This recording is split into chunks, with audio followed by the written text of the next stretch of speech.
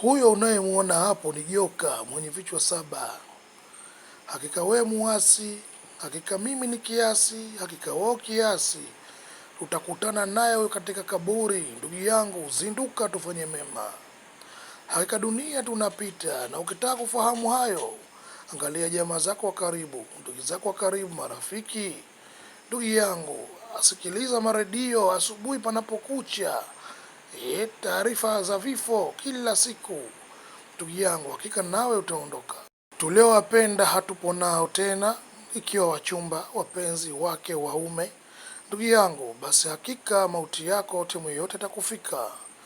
Ima kwa safarini ama kwa nyumbani, ili mradi mauti kila mmoja atakufa. Ni vizuri tukatenda mema ili tukajenga yetu akhera. Na wangapi wana mali zao, wana pesa zao chungu mzima, lakini mengi wametenda mabaya bila kutoa msaada kwa mayatima au maskini.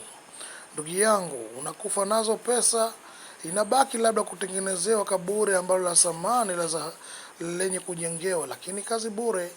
Na wenzetu wa imani ya pili ndio hali kadhalika wanatumia mbinu hizo kujengea makaburi ya gharama.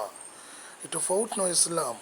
Lakini wewe mwenye mali, wewe mwenye kipato na kumsahau Rabuka, hebu zinduka, tenda mema, iko siku utaondoka. Ndugu yangu, ukiwa nacho basi usijivunie, bali toa msaada kwa wanyonge, kwani hakika mauti yanakuja ghafla, na ukifa leo na mali zako huwezi kuzikwa nazo, bali watarisi wale wasiokupenda na wale wenye kupenda. Ahsantum.